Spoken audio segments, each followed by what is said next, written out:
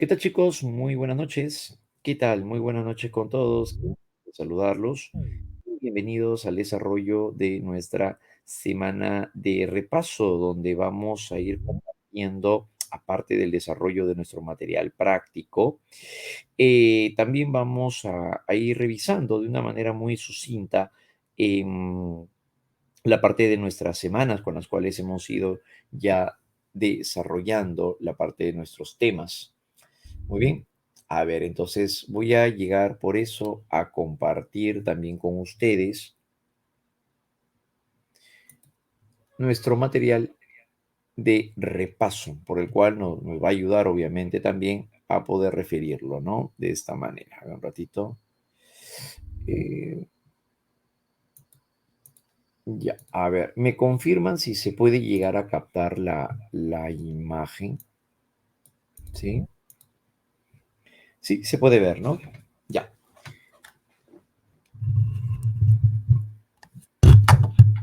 ya. Muy bien, chicos. A ver, a continuación. Vamos entonces hacia el desarrollo de nuestro repaso, para lo cual vamos a llegar a tener en cuenta nuestras primeras semanitas. Esto lo vamos a ir viendo de una manera muy puntual, porque la idea es centrarnos en la parte práctica, ¿ya? Pero bueno, sí es importante recalcar algunos detalles nada más. Bien, cuando vimos nuestro curso acerca de psicología, recuerden que estamos hablando del repaso de las 7 primeras semanas. Encontramos que la psicología como una ciencia viene a encontrarse como una ciencia que estudia la mente y la conducta. La psicología se introduce al campo de la ciencia cuando llega a emplear el método experimental. Recuerden que eso es lo que lo vuelve ciencia. Inicialmente se llegó a enfocar hacia el estudio del alma, por eso se le llamaba así, ¿no? Psicología se entiende como el estudio del alma, se entiende como el estudio del alma. Y por otro lado, pues en este caso nos referimos a que se llegó a formar parte de la filosofía hasta que llega a utilizarse el método experimental. Cuando se utiliza el método experimental, la psicología se convierte en una ciencia, siendo la primera escuela psicológica la del estructuralismo, ¿verdad? Entre los métodos más representativos de la psicología, que incluye el método experimental, tenemos al método descriptivo. Este se encarga de registrar lo que uno observa, se encarga de registrar datos, tiempo, tiempo de exposición del comportamiento, registro de referencias personales, como en el caso de la entrevista. Entonces, eso es parte también del método experimental. Lo que llega a hacer, por tanto, el método experimental es llegar a registrar el comportamiento de la manera más objetiva posible, empleando para eso la observación y la entrevista. En el método experimental, el método con el cual la psicología se introduce al campo de la ciencia, llega a manipular variables. El manipular variables significa, por lo tanto, llegar a provocar un comportamiento de manera intencional. En este caso, decíamos, llega a tenerse como principal referencia a Iván Pavlov, ya que desde el punto de vista pavloviano llegábamos a tener en cuenta en el cual se manipulan ciertas variables, como por ejemplo la comida, ¿no? La variable tiempo, la campana, entre otros. Y a partir de esto se manipulan ciertas variables para provocar intencionalmente, dijimos, un comportamiento. Y es lo que sucede en este caso. La relación entre las variables, o mejor dicho, la relación causal entre variables, va a ser variable independiente y la variable dependiente. Si hablamos acerca de una variable independiente, sería la causa, y la variable dependiente va a llegar a ser el efecto. Entonces causa y efecto, ¿a eso se refiere? Claro que sí, a eso se refiere causa y efecto, donde la variable independiente viene a ser la aplicación de un programa, viene a ser lo que se va a llegar a utilizar que nos permita medir lo cambiante. La variable dependiente sería, por ejemplo, la comprensión lectora frente a lo que lo provocaría, que sería el programa educativo. Entonces, lo que se va a llegar a aplicar sería la variable independiente y la variable dependiente va a llegar a ser la manifestación, ¿verdad? Muy bien, muchachos. Por otro lado, este método va a utilizar el grupo experimental y el grupo control. Recordemos que el grupo experimental es en la cual se le presenta la variable independiente, es el grupo al cual se le va a llegar a presentar eh, el programa, y el grupo control, que es un grupo en paralelo, por el cual se le va a llegar a mostrar ese tipo de comportamiento y en el cual lo que se hace es comparar, ¿no? Para eso es el grupo control, para poder llegar a comparar. Entonces, si hablamos acerca del grupo experimental y el grupo control, implica eso, ¿no? El grupo, al no ser el grupo control, perdón, es aquel al cual no se le va a aplicar la variable independiente, no se le va a aplicar el programa y los resultados sirven para poder comparar. Ujú. Ese es el detalle. Bien, entonces ahí tenemos a el grupo experimental y el grupo control. Recuerden, solo al grupo experimental se le aplica la variable independiente. En nuestro ejemplo sería pues el programa educativo, ¿no? Solamente a ellos. Pero también tenemos como un ejemplo explicativo, ¿no? ¿Cuál será el efecto de la música clásica en los niveles altos de estrés? Recordemos, ¿no? La hipótesis es que la música clásica disminuye significativamente los niveles altos de estrés, donde la variable independiente sería la música y la variable dependiente serían los niveles altos de estrés. Y se quiere saber cuál sería el efecto, ¿no? En los niveles altos de estrés. Probablemente el efecto es que los mantenga elevados o probablemente sea que los disminuya. Se quiere saber cuál es el efecto. Cuando aplicamos entonces un programa, cuando aplicamos y buscamos conocer el efecto, eso sería el método experimental. En el caso del método correlacional es donde se busca establecer una relación más bien entre las variables. ¿Qué relación guarda la autoestima, por ejemplo, con el liderazgo? Tal vez encontramos que las personas que presentan una mayor autoestima tienden a presentar un mayor liderazgo. Bien, relación entre las variables, pero sobre todo, por eso se le llama método correlacional. Busca establecer la relación entre las variables, ¿correcto? Muy bien, muchachos. El método correlacional entonces no manipula variables. Recuerden, quien manipula variables es el método experimental. El correlacional no manipula variables. Entonces, este va a llegar a ser el punto clave, el aspecto más destacado de lo que podemos llegar a revisar, pues, en ese sentido, ¿no? Muy bien. Por otro lado, la psicología como una ciencia, en otro sentido muy interesante, encontramos a las llamadas escuelas y enfoques psicológicos. Y es que cuando hablamos acerca de las escuelas y los enfoques, hablamos de la introducción de la psicología ya al campo de la ciencia. Y recordemos que esto ocurre cuando se emplea el método experimental. Hacia 1879 es cuando surge el método experimental, cuando se presenta el método experimental y aparece también la primera escuela psicológica.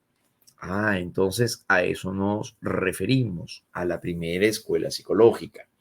Las escuelas psicológicas se diferencian de los enfoques porque las escuelas van a llegar a ser clásicas. Las escuelas van a llegar a ser, dijimos, clásicas. Al ser clásicas se refiere entonces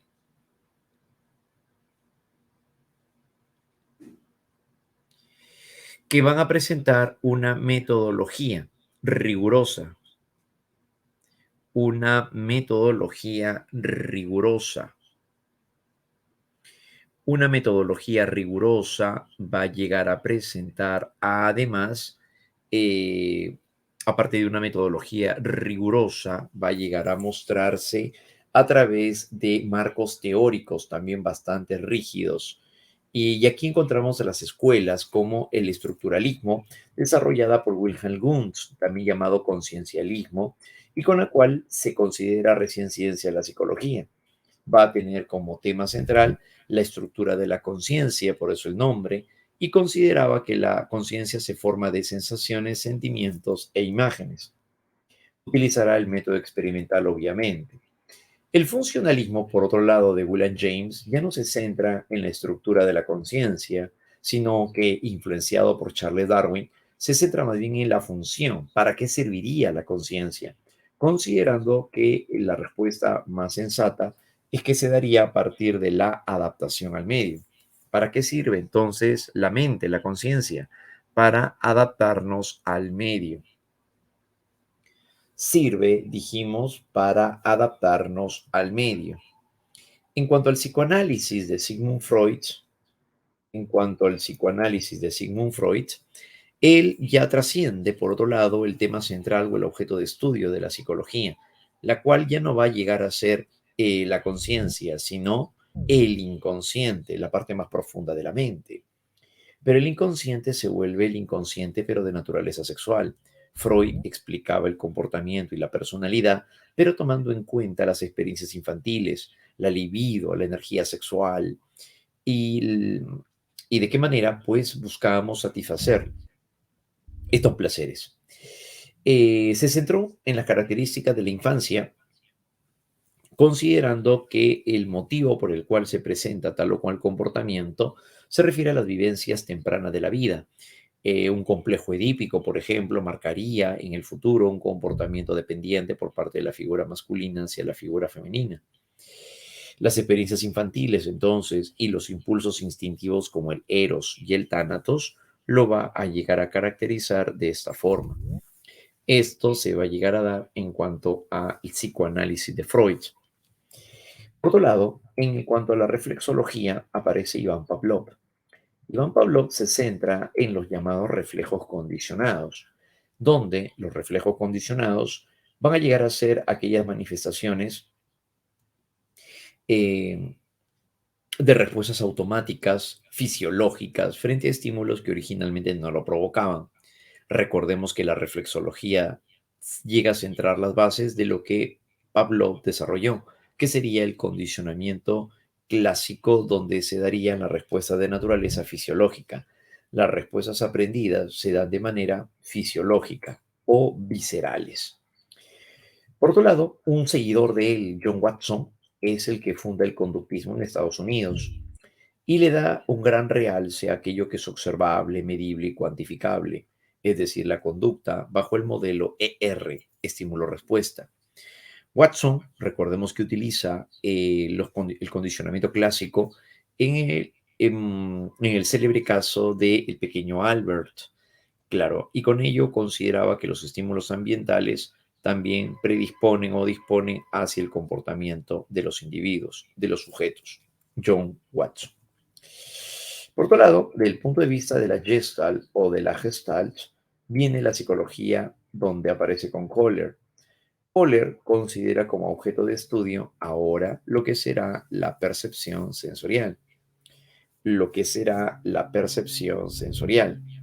Y en este caso se centra más bien en llegar a comprender de qué manera nuestra mente llega a interpretar lo que estamos captando a través de los sentidos. Recordemos que la percepción es reconocer, es identificar lo que estamos captando a través de los sentidos. Y ese va a llegar a ser entonces pues un punto clave en este caso. Entonces, en cuanto a la Gestalt o en la Gestalt, es ahí donde se le da un valor muy significativo, asumiendo que organizamos la realidad como un todo, es decir, de manera holística, donde el todo es más que la suma de sus partes.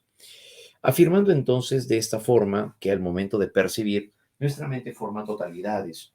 Al momento de ver un rostro y reconocer una cara, no la reconocemos eh, no llegamos a reconocer una cara eh, por una ceja, más un ojo, más una nariz, sino que nuestra mente lo que hace es construir totalidades. A eso se refiere.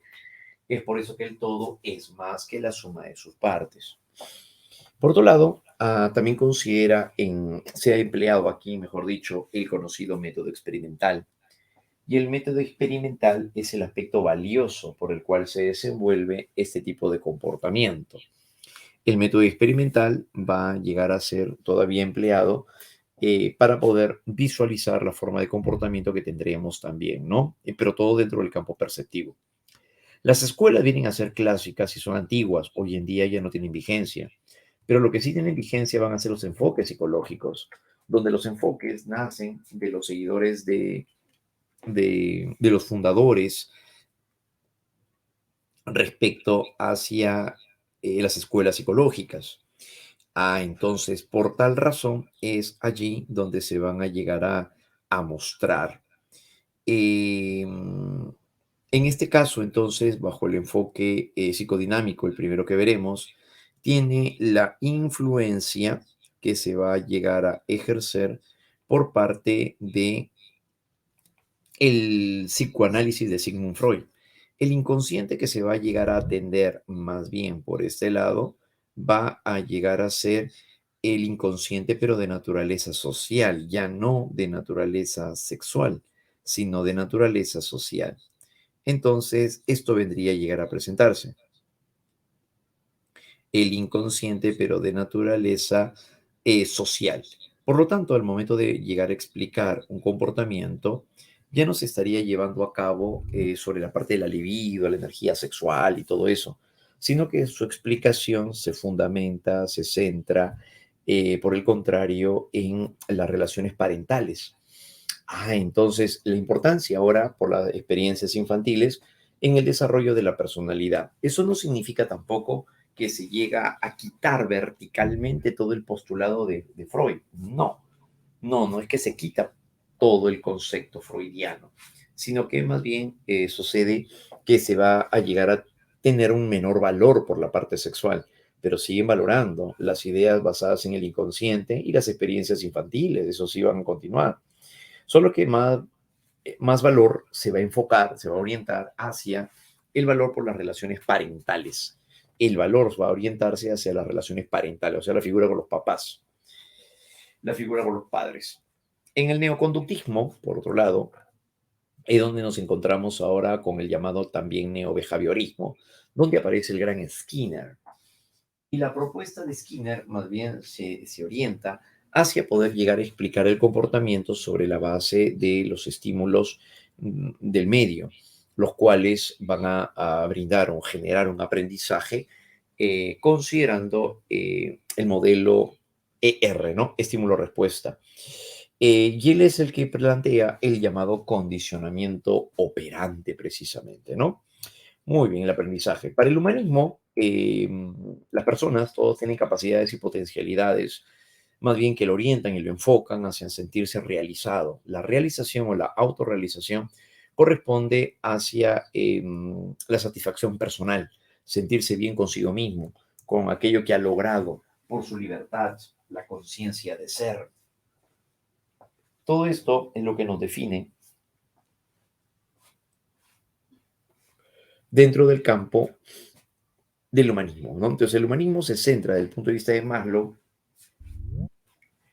en valorar y en establecer eh, el valor por lo individual, por el sujeto, por su sentido de ser,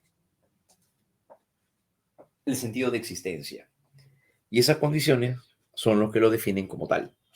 El humanismo reacciona en contra del psicoanálisis y en contra del conductismo. Entre otras tenemos también a Brunner, que se centra en el procesamiento de la información, es decir, en los procesos mentales como el pensamiento, la memoria. Se centra más bien ahora en los procesos internos, que eso lo vimos últimamente en la teoría del aprendizaje, ¿no? En las teorías de aprendizaje, como sobre todo nos referimos hacia el aprendizaje de naturaleza cognitiva. Por otro lado, se centra en el que el conocimiento, entonces, es una construcción mental que luego regirá el comportamiento, ¿no? Es una construcción, entonces, ¿no? Una construcción mental. Y el valor por el modelo computacional, que significa creer, considerar que nuestra mente trabaja como ordenador, trabaja como una computadora. Bien, en ese sentido. En el enfoque biopsicológico, por otro lado, tenemos a Rubén Ardila, Alexander Luria, y los cuales explican el comportamiento teniendo en cuenta las neurociencias, tanto el aporte de la herencia, la maduración, y por otro lado también nos referimos hacia el aporte psicológico. De esta manera, el desenvolvimiento de esta conducta se va a llegar a dar así. Con Rubén Ardila, la explicación de un comportamiento o de las funciones mentales superiores se estarían llevando a cabo, se estarían presentando a raíz de la explicación basada, dijimos, en las neurociencias, ¿no? Basado entonces todo esto en las neurociencias. Así es que explica el comportamiento sobre los aportes de las neurociencias, como decíamos, ¿no? Muy bien, chicos, eso va a llegar a presentarse entonces a raíz de ello. Por otro lado, en cuanto a las bases biológicas del comportamiento, pasamos ahora a nuestro siguiente tema. En cuanto a la base biológica de la conducta, recordemos que hace un momento decíamos, la psicología se vale de otras ciencias como para poder abordar entonces el comportamiento del sujeto. Y esto se va a llegar a presentar a raíz de las neurociencias, como decíamos, ¿no? Se va a valer de este conocimiento, considerando que el cerebro va a tener, o mejor dicho, el sistema nervioso va a llegar a tener una unidad estructural y funcional que va a llegar a ser la neurona. Y en este apartado encontramos a la neurona, que es la que procesa y envía información. Tenemos a las neuronas sensitivas o neuronas aferentes, que son los que transmiten la información del medio ambiente, captada también por los receptores sensoriales hacia el sistema nervioso central. Tenemos a las neuronas motoras, que son las que van a llegar a recibir la información que proviene del centro nervioso y va a dirigirse ahora hacia los músculos y las glándulas u órganos internos también. Y las interneuronas o neuronas asociativas, que son las que comunican a las neuronas sensitivas con las neuronas motoras. En nuestro dibujo podemos apreciar las interneuronas, que sería lo que está de verde, ya que esta va a llegar a mediatizar, entonces así, entre la neurona aferente y la neurona eferente. Cuando una persona se chanca la mano, se genera el dolor, esta información viaja por estos nervios hasta llegar a la médula. La médula lo procesa a través de las interneuronas y envía información a los músculos para que se contraigan, lo cual hace que la persona entonces reaccione de manera inmediata sacando la mano. Esto es lo que estaría asociado entonces con el llamado arco reflejo también, ¿no? Recordemos que el acto es la acción, el arco es lo que se dibuja imaginariamente al momento en el cual se presenta todo el circuito fisiológico para que se dé en este caso, para que se pueda llegar a dar el acto reflejo, ¿no?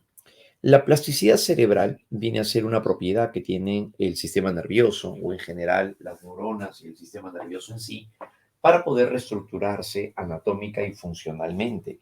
Por supuesto, esto no solamente se ve en las lesiones. Un pequeño cuando se lesiona eh, luego de un accidente no significa que va a llegar a presentar únicamente allí lo que es la plasticidad cerebral, ¿no? Claro que no, sino que la plasticidad cerebral también proviene de llegar a establecer en el aprendizaje nuevas conexiones neurológicas.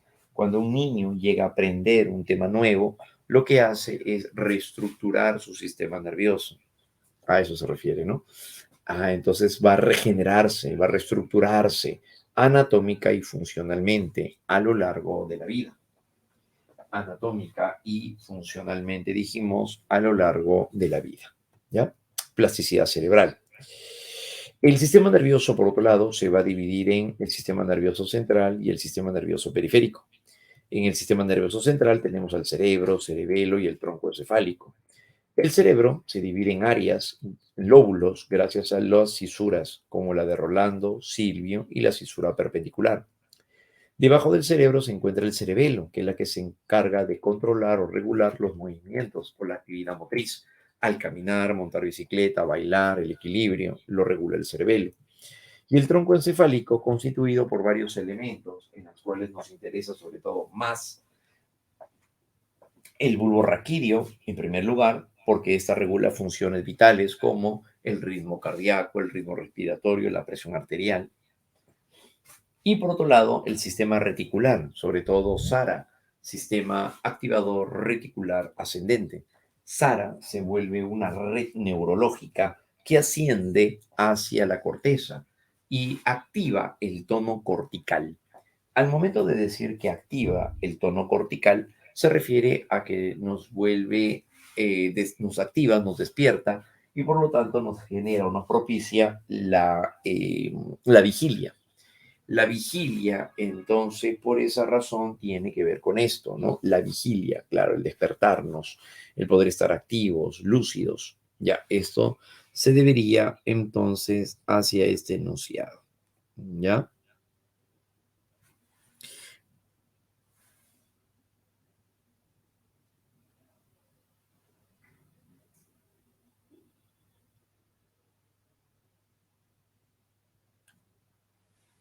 En este caso, entonces, a eso nos estaríamos refiriendo. El tronco encefálico, decíamos, ¿no? Protuberancia anular y todo lo demás. La médula espinal es un cordón nervioso que se prolonga hasta la segunda vértebra lumbar y de él nacen otros nervios que se ramifican, llamándose o convirtiéndose en el sistema nervioso periférico. Este regula los actos reflejos. Cuando llega un impulso o cuando llega el impulso nervioso aquí, este lo procesa la médula y luego envía información a los músculos y las glándulas, ¿no? Generándose su lesión una parálisis. La parálisis del cuerpo estaría relacionado con la afección de la médula espinal, como por ejemplo, si la afección se da a nivel cervical, es decir, a nivel del cuello, se daría la tetraplegia o cuadriplegia, ¿no? Como comentábamos nosotros en el caso de el actor, pues Christopher Reeve. Y en el caso de a nivel dorsal, en nivel medio, aquí se estaría produciendo una paraplegia, donde la persona puede mover los brazos pero no las piernas, porque la comunicación se sigue manteniendo entre el encéfalo y la médula espinal. Pero a nivel medial, de hacia las piernas, ya se perdió la comunicación. Por eso, a la persona con una paraplegia puede mover los brazos, pero no las piernas. En el sistema nervioso periférico tenemos ahora el sistema somático constituido por los nervios craneales y los nervios raquídeos, que son aquellos que surgen de la médula espinal. En los nervios raquídeos es allí donde vamos a encontrar a los nervios aferentes y los nervios eferentes. Claro, ¿no? Los nervios que van a llevar la información a la médula o los que van a traer la información en sí. ¿Bien? Tenemos también, por otro lado, al sistema autónomo, donde está el sistema simpático y el parasimpático. Recordemos que el simpático activa por lo general las funciones y actúa con la adrenalina, generando también la excitación sexual y la eyaculación, mientras que el parasimpático inhibe en su gran mayoría, pero también puede activar otras funciones, como vemos en la imagen. Y este participaría con la llamada acetilcolina. Ambos van a llegar a participar regulados por el hipotálamo, el cual, por cierto, mantiene el equilibrio. Mantiene el equilibrio. Entre las funciones más complejas de los lóbulos cerebrales, tenemos a continuación la de la corteza o el lóbulo frontal. El lóbulo frontal aquí alberga estructuras tales como la corteza motora, la estructura neurológica que nos permite el movimiento en sí voluntario, movimiento del cuerpo, ¿no? Movimiento voluntario del cuerpo. El lóbulo frontal. Por otro lado, también alberga al área de Broca, el cual nos permite la articulación de las palabras, como cuando una niña llega a recitar una poesía. Regula también la producción escrita y la coordinación oculomotriz a partir del área de Exner. El área de Exner se encuentra en la parte superior, área de Exner. Y esta área de Exner es un valor muy importante, muy significativo, porque esta área es la que nos va a llegar a permitir establecer el movimiento, bueno, la producción en las manos, ¿no? El momento de escribir. Está vinculado hacia la escritura, el movimiento dirigido hacia la escritura, ¿no? El área de Exner, lóbulo frontal. En cuanto a la corteza o área prefrontal, es la parte más evolucionada del sistema nervioso. Esta se encarga de diversas funciones. Entre ellas se encarga de la planificación.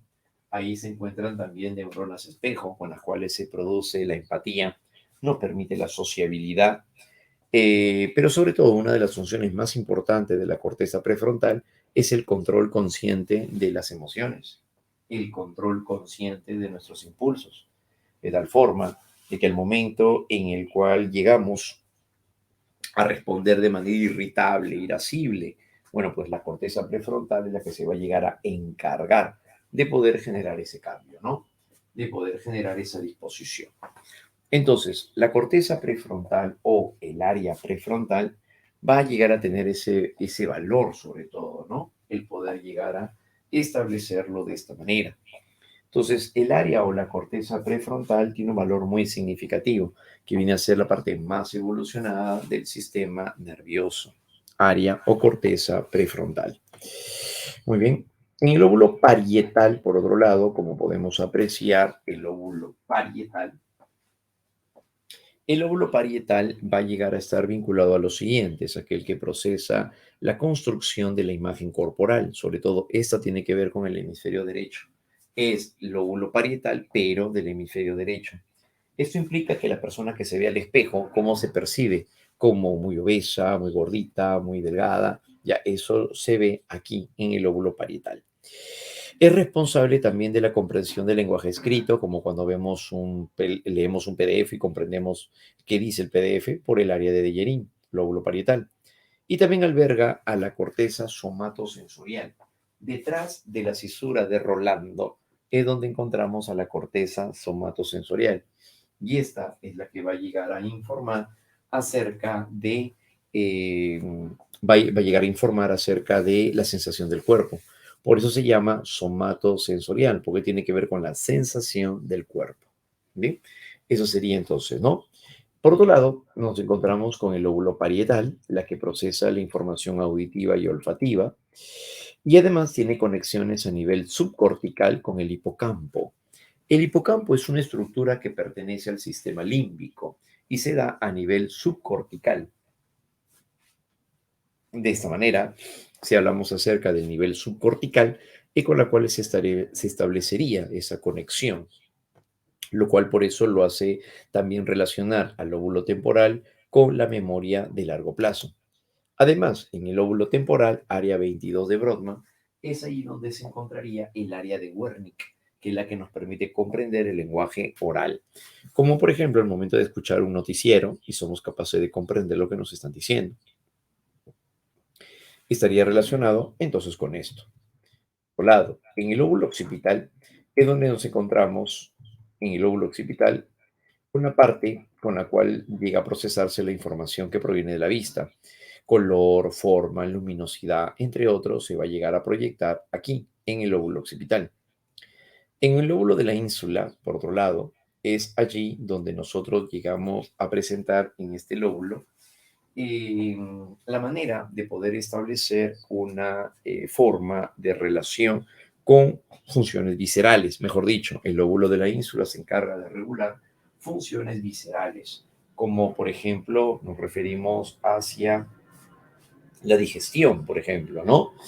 Claro, los movimientos que se dan a nivel intestinal, ya todo ello también tiene que ver o participa el lóbulo de la ínsula, o también llamado lóbulo insular, lóbulo de la ínsula. Funciones. Aquí tenemos a los hemisferios cerebrales. Los hemisferios cerebrales van a llegar a presentar funciones independientes también, pero trabajan de manera continua, de manera común, de manera complementaria.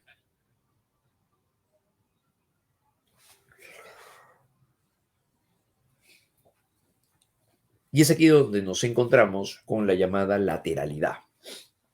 Hablar acerca de la lateralidad se refiere hacia la dominancia hemisférica. Uno de nuestros dos hemisferios va a ser más dominante. Y es ahí donde encontramos al hemisferio derecho y al hemisferio izquierdo. El hemisferio derecho se encarga de la imaginación, de la fantasía, del pensamiento espacial, de producir algo nuevo y original, del arte, de la música, así como también el pensamiento en paralelo, donde nosotros llegamos a brindar diversas soluciones a algo, diversas ideas abiertas, además de que también se encarga de un pensamiento analógico, porque establece asociaciones, así como el reconocer gestos, posturas, colores, reconocer el tono de voz, además de ser holístico y de la expresión emocional. Holístico, ¿por qué? Porque forma totalidades. Holístico, además, porque forma totalidades. En cuanto al hemisferio izquierdo, es aquí donde se controla al hemicuerpo derecho, basado en la realidad. Pensamiento lógico, matemático, es más bien riguroso, estricto. Y el pensamiento secuencial o algorítmico, ¿no? Aquí es donde se encontraría el pensamiento simbólico y el pensamiento abstracto. Claro, porque es con la que nos permite llegar a dar solución más compleja y elemental. Es verbal, recordemos que aquí es donde se encuentran las áreas del lenguaje, el área de Wernicke, el área de Broca, todos ellos están en el hemisferio izquierdo. además también de ser lineal y controla las emociones. Recordemos que el hemisferio izquierdo descompone el todo en partes, mientras que el hemisferio derecho llega a ser sintético. Junta las partes, pero para construir un nuevo todo. Bien, a nivel cortical encontramos esta estructura, pero también por otro lado, a nivel subcortical se encuentra el sistema límbico o también llamado paleocórtex. El paleocórtex o círculo de Papez viene a ser el sistema límbico, es aquella parte de nuestro cerebro a nivel subcortical que es la que nos estaría permitiendo las respuestas fisiológicas o regular las respuestas fisiológicas frente a las emociones. Eso significa que el sistema límbico se encarga de regular las respuestas fisiológicas, es decir, biológicas, porque ahí está el hipotálamo, porque ahí está la amígdala cerebral.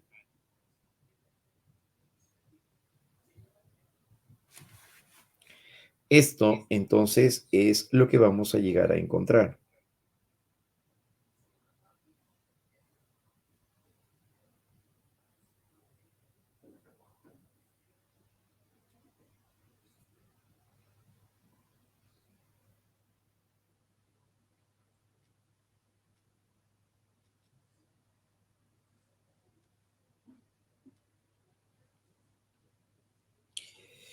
En este peculiar sentido, entonces, es cuando nosotros buscamos darle un valor ahora, pero de manera fisiológica, recordemos eso, un punto clave va a llegar a darse en función hacia las respuestas fisiológicas o biológicas. Bien, tenemos entre las diversas estructuras que componen al sistema nervioso, al sistema límbico, tenemos al tálamo, conocida como la secretaria del cerebro, ya que todos los sentidos llegan a pasar primero por el tálamo para poder llegar hacia la corteza cerebral. Todos los sentidos pasan por el tálamo, a excepción de uno que va a llegar a ser el olfato. ¿Esto por qué? Porque el olfato ya tiene conexiones directas, porque el olfato ya tiene conexiones directas con el bulbo olfativo. Eso es lo que va a pasar. En cuanto al hipotálamo, por otro lado, es aquel que va a tener en cuenta ahora otras expresiones, como por ejemplo, ¿cuáles? El hambre, regula la sed, regula la saciedad y regula también las respuestas fisiológicas de las emociones, pues, ¿no? Claro, regula, dijimos, fisiológicamente las emociones. El hipotálamo regula fisiológicamente las emociones porque regula el sistema autónomo y el sistema glandular. Por eso ahí tenemos al simpático y tenemos también al parasimpático. Simpático y parasimpático. Ah, muy bien, ya sabemos de qué tratan el simpático y el parasimpático. Pero el hipotálamo lo regularía, al igual que el sistema glandular. Por esa razón, entonces, una persona, decíamos, que realiza una actividad, un deporte de aventura, lo que hace es excitar, estimular su sistema nervioso y activaría al hipotálamo, generando taquicardia gracias al simpático. Pero también, por otro lado, segrega adrenalina gracias al sistema glandular. Bien, eso hace el hipotálamo, ¿no? Para poder mantener, recordemos allí, el ritmo circadiano o reloj biológico. El hipocampo es la estructura nerviosa que es la que consolida la información que va de la memoria de corto plazo a la memoria de largo plazo.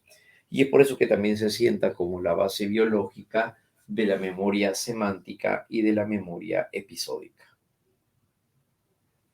Base biológica de la memoria semántica y la memoria episódica.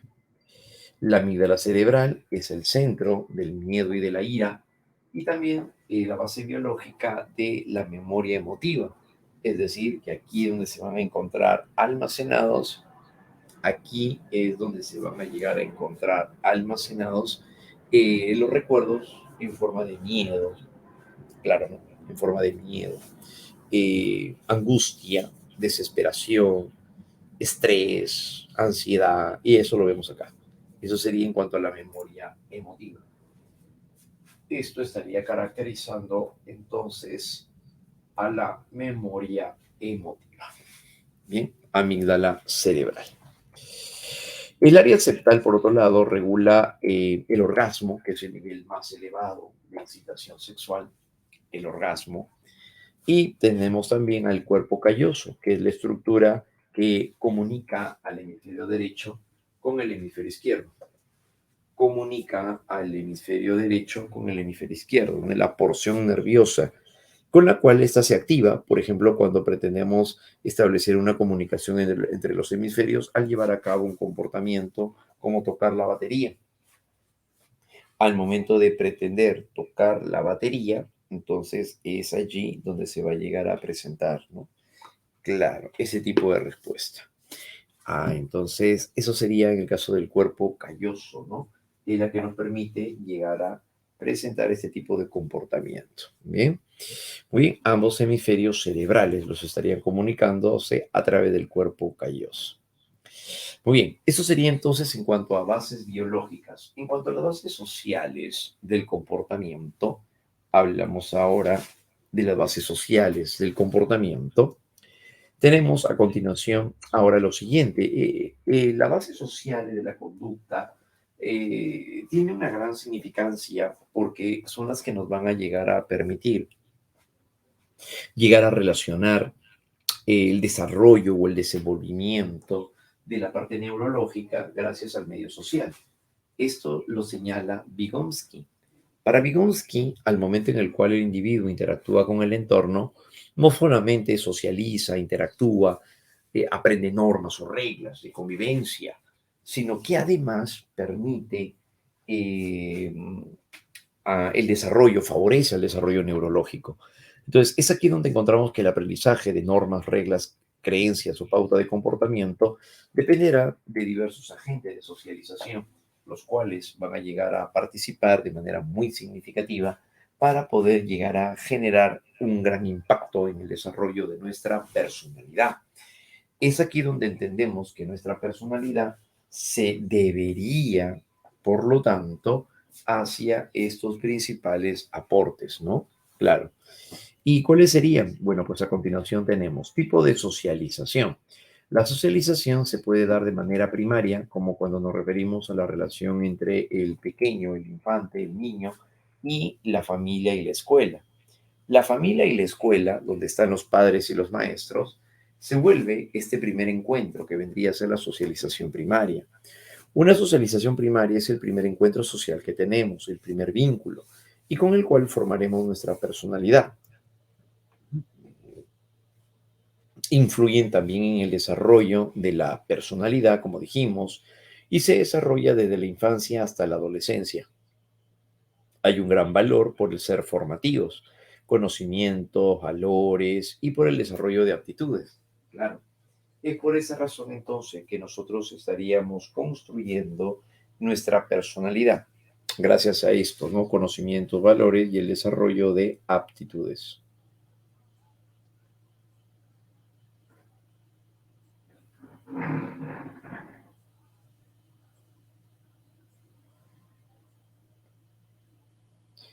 Por el desarrollo de aptitudes.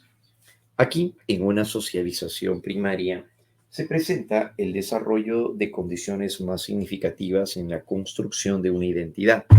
¿Qué significa esto? Que al momento en el cual nosotros vamos interactuando con el entorno, vamos descubriendo acerca de nosotros, llegamos a ir identificando quiénes somos y qué queremos en la vida. Es por eso que esto va a ser muy valioso para cuando nosotros lleguemos a fijar cuál viene a ser nuestro estilo de vida, ¿no?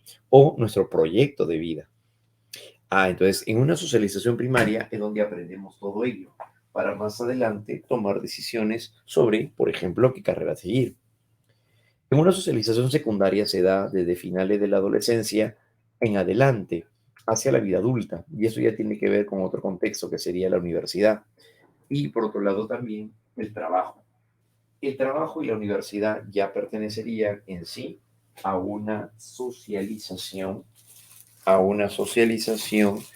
secundaria, claro, ¿no? Es aquí donde se van a llegar a dar ahora otro tipo de experiencias. Se desarrolla la toma de decisiones y se presenta, en pocas palabras, ya un desarrollo mucho más significativo. y se presentará así un aspecto mucho más significativo. ¿Bien? Entonces, toda esta construcción de elementos se vuelve clave para favorecer a nuestro desarrollo de personalidad. En una socialización terciaria es aquí donde se presenta también la llamada resocialización.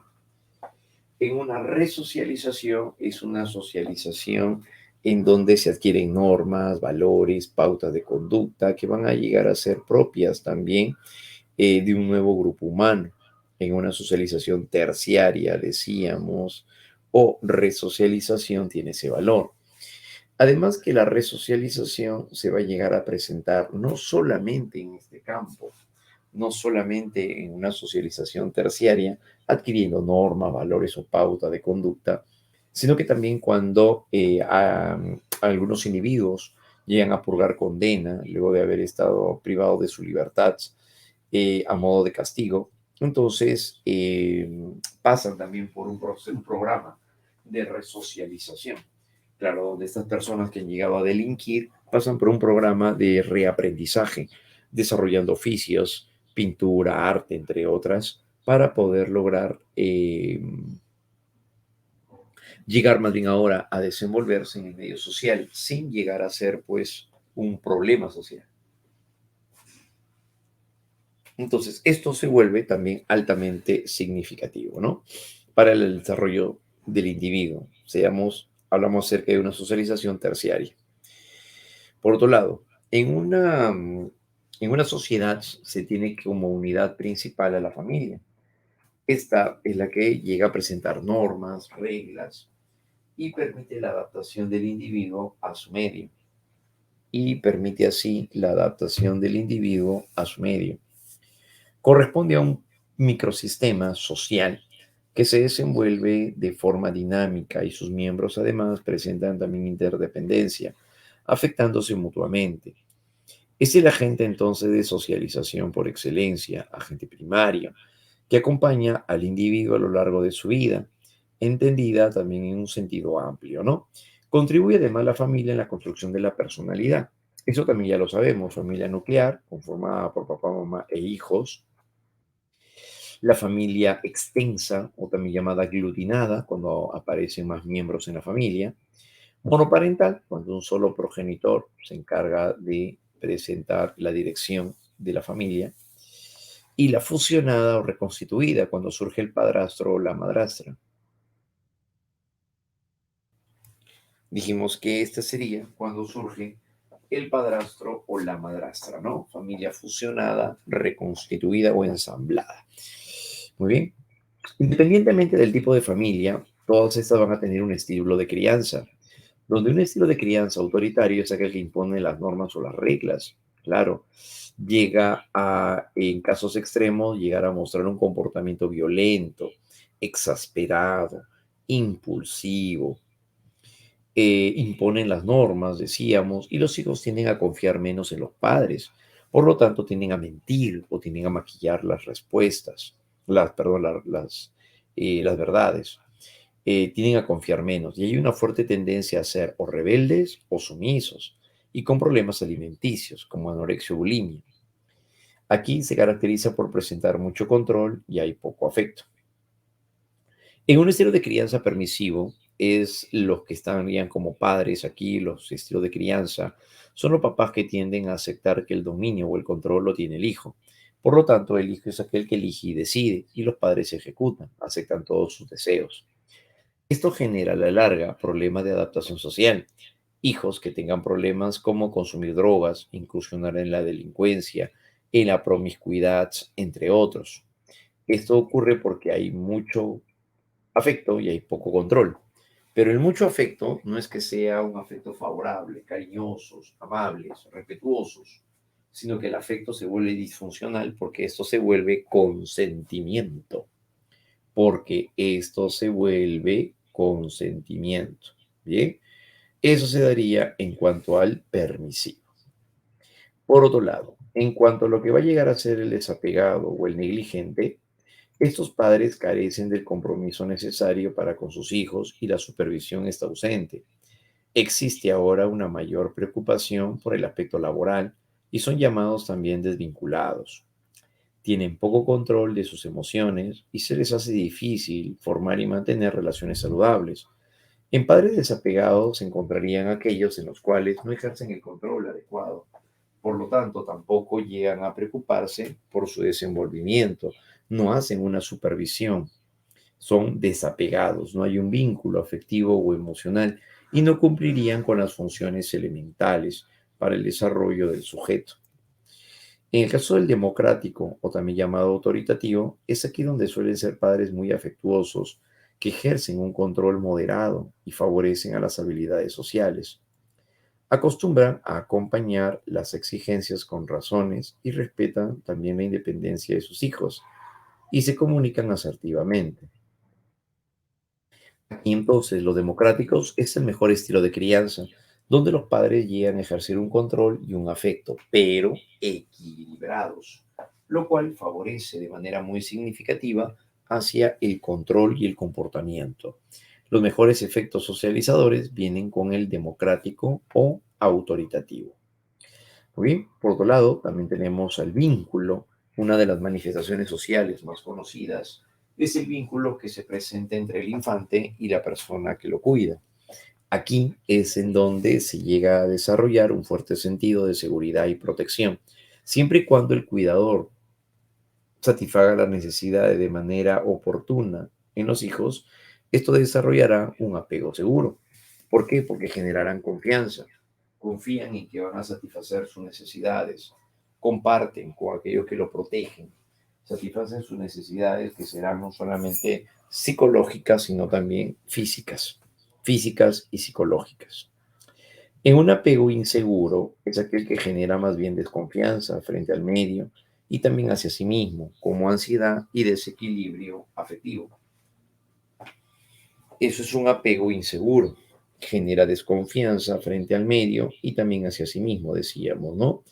¿Cómo se desarrollará entonces cuando no satisfacen de manera oportuna las necesidades del sujeto? Las necesidades del sujeto. Eso se dará en cuanto a un apego inseguro. Los tipos de apego inseguro pueden llegar a darse como un apego evitativo, un apego desorganizado, un apego ambivalente. Pero también tenemos a las actitudes que es una predisposición hacia algo o hacia alguien, donde nuestra manera de pensar es el componente cognitivo, lo que sentimos, el componente afectivo, y la forma de actuar, eso es el componente comportamental.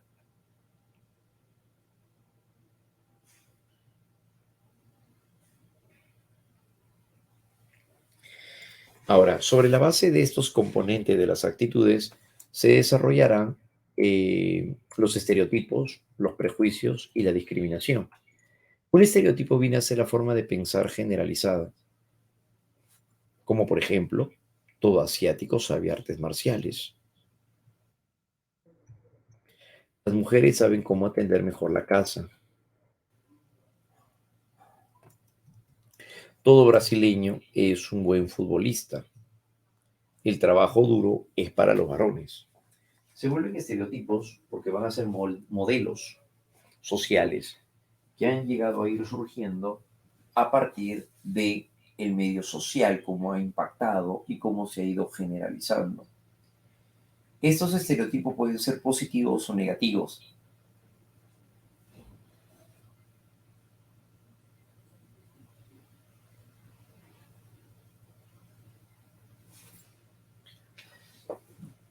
pero de estos estereotipos van a llegar a surgir luego los prejuicios.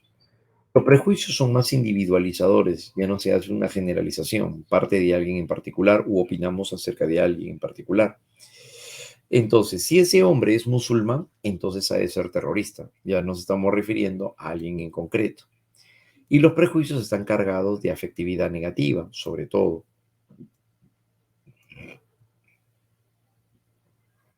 De esta manera, si esa persona es de raza negra, entonces es problemático y ladrón. Eso vendría a ser un prejuicio. Juzgamos a esa persona. Si ella está a la moda, entonces es un buen cliente. Si ese administrador es político, entonces es corrupto. Entonces, todo prejuicio viene de un estereotipo. Claro, proviene de un estereotipo. Del estereotipo de donde proviene, si ese administrador es político, entonces es corrupto. Esto vendría de todos los políticos son corruptos. Eso sería un estereotipo.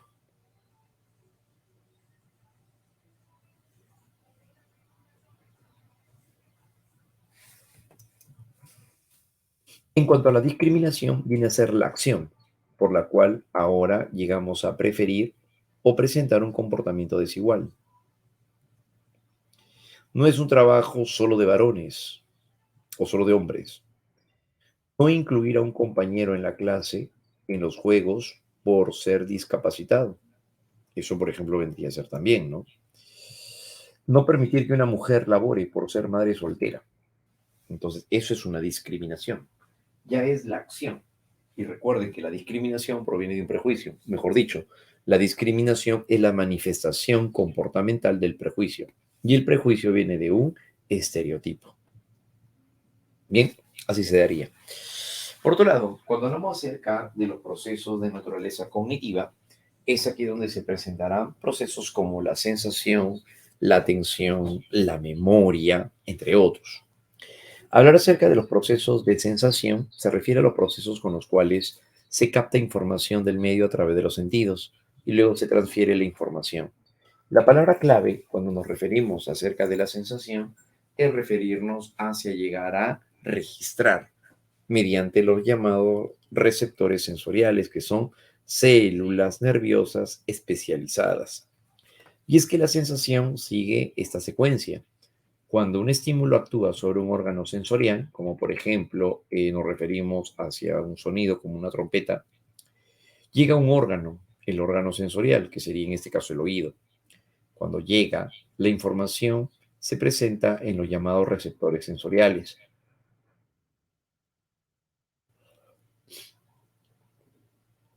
En los receptores sensoriales, que vendrían a ser los cilios del órgano de Corti, que serían los cilios del órgano de Corti, son los receptores sensoriales. Al momento de recibir esta información,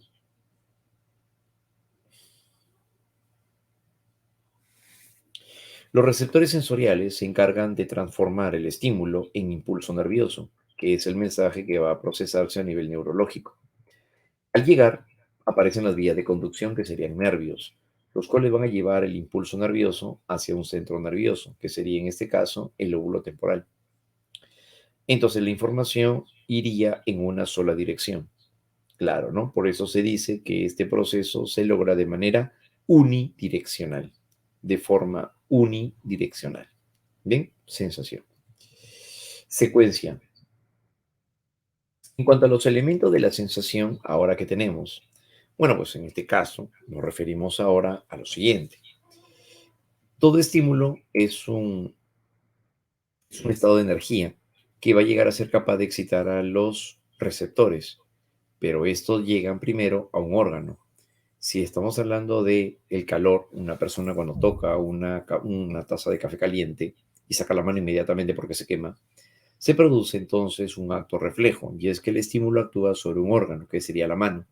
La mano es un conjunto de tejidos que alberga los receptores sensoriales.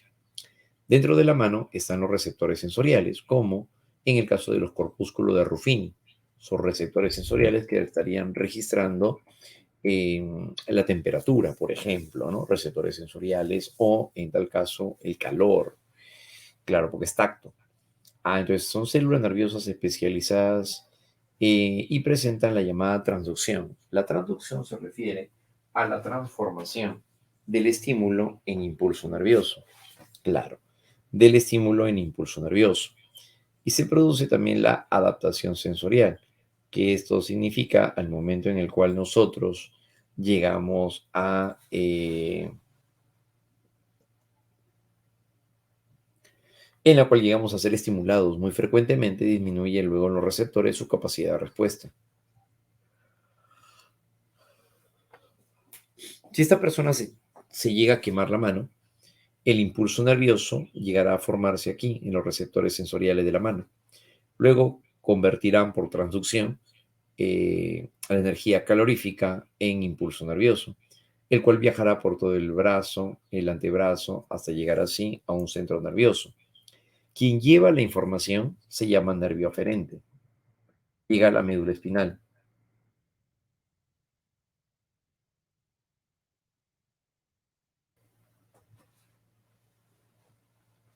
El centro nervioso, al momento de recibir la información, lo procesa, lo recibe, pero envía información de regreso a los músculos y las glándulas a través de los nervios eferentes.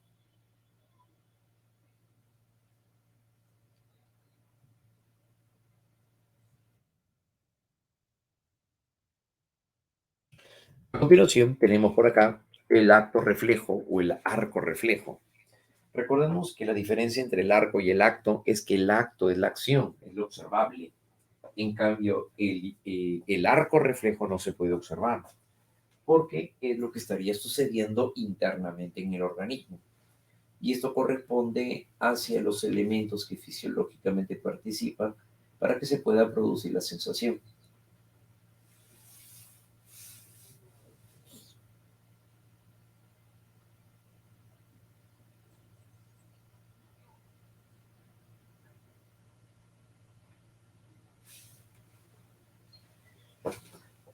Por otro lado, nos encontramos ahora en las modalidades de la sensación. Tenemos a las sensaciones exteroceptivas.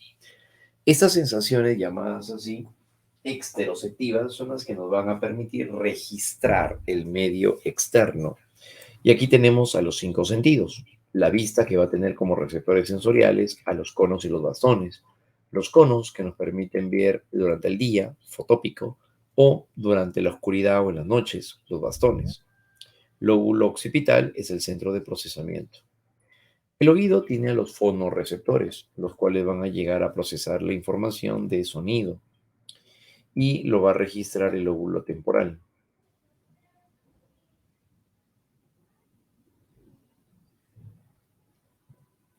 En el caso del tacto tenemos ahora a los termorreceptores, que son los que registran la temperatura como Krauss y Ruffini, respectivamente, el frío y el calor. Los mecanorreceptores, que van a llegar a procesar información basada esto en la presión, la vibración, entre otros elementos que se estarían mostrando. Tenemos también, por otro lado, a los nociceptores, que son los que van a registrar el dolor. Lóbulo parietal se encarga de registrar el dolor, el lóbulo parietal. Tacto. Nos referimos en este caso al tacto. En caso del gusto, el sentido del gusto, la lengua va a ser el órgano y va a tener ahora los llamados quimiorreceptores. Aquí tenemos a los botones gustativos que van a registrar los sabores. Y tenemos al lóbulo parietal, que es aquel que va a procesar la información. En el caso del olfato, tenemos a la nariz, quimiorreceptores, que estarían presentando los cilios de la mucosa olfativa, quienes registrarán los olores como el lóbulo temporal y el bulbo olfativo, o también llamado rinencéfalo. Ahí es donde se va a llegar a procesar la información. Quimiorreceptores. Las sensaciones propioceptivas tienen que ver ahora con la sensación del movimiento llamada kinestésica o sinestésica. Y esta es la que informa sobre los músculos también o de la tensión muscular. Receptores sensoriales son las terminaciones libres y el lóbulo parietal es aquel que lo va a procesar. En el caso de la llamada sensación ahora de tipo vestibular, esta es la que se le llama también vestibular o laberíntica. Informa sobre el equilibrio y la gravitación. Es aquí donde la sensación vestibular o de equilibrio y de gravitación va a estar relacionada con esto. El oído interno y los canales semicirculares, de eso se trata, del del oído interno, perdón, y de los llamados canales semicirculares. Pero aquí encontramos a los otolitos, que son como cristales, estructuras formadas de esta manera, como forma de cristales, que se encuentran en la parte interna del oído. Y estos son los que están en movimiento al momento de moverse o cambiar de densidad el líquido donde se encuentran esos sumergidos. Esto estaría alterando nuestro equilibrio, generando la sensación de vértigo. El centro de procesamiento recae sobre el cerebelo y el lóbulo parietal. Pero a nivel interno tenemos a las sensaciones interoceptivas y las sensaciones senestésicas. Senestésicas porque esas son las que van a informar sobre los órganos internos como el hambre, la sed, la náusea y los cólicos menstruales. Estos van a tener como receptores sensoriales a los quimiorreceptores y donde se va a llegar a procesar la información recae sobre el hipotálamo y el sistema límbico. Hipotálamo y por otro lado también el sistema límbico. Bien, de esa manera, ¿no? Y de acuerdo a lo que nosotros llegamos a captar a través de los sentidos, nos vamos a dirigir hacia un elemento en particular, que sería la atención. La atención se vuelve el proceso que selecciona y filtra información para volverla ahora significativa. Claro, ¿no? Filtra la información. La atención ahora se vuelve un proceso cognitivo que selecciona la información proveniente de los sentidos o de los procesos mediadores y actúa también como un proceso de filtraje, ¿no? Claro, en este caso nos referimos hacia el proceso de filtraje de la atención garantiza un procesamiento perceptivo adecuado de los estímulos sensoriales más relevantes. ¿Bien? Atención. La atención puede ser selectiva por el interés del sujeto, y esto es porque se centra en un solo foco de atención. Claro, como cuando conversamos con alguien y nos centramos solamente en lo que nos dice esta persona. La atención sostenida se mantiene en el tiempo, que es la que empleamos como cuando leemos un libro o tal vez como cuando llegamos a ver televisión. Mantenemos nuestra atención por bastante tiempo, ¿no? Sostenida. Dividida porque se orienta ahora hacia varios focos.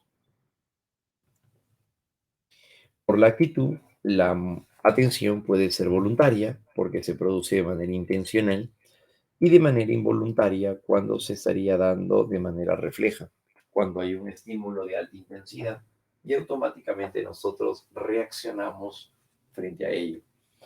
Eso sería involuntaria, en la que aparece entonces cuando un estímulo nuevo, fuerte o significativo nos atrae de manera repentina.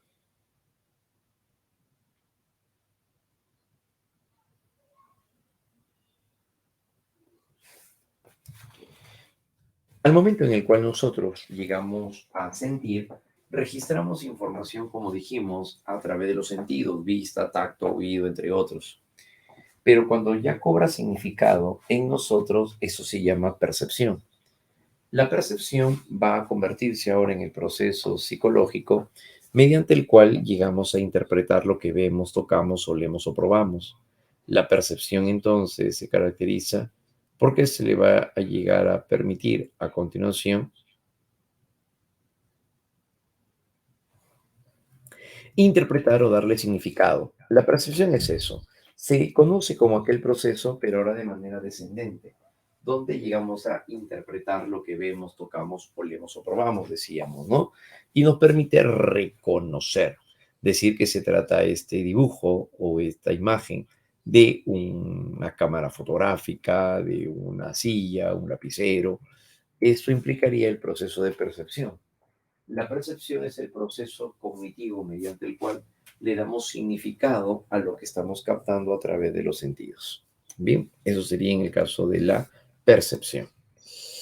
Entre los principios de la percepción más destacados de la Gestalt o de la Gestalt proviene del principio holístico donde se afirma de que el todo es más que la suma de sus partes. De esta manera, al momento de decir que se trata de un perrito o se trata de un robot, lo que está al final,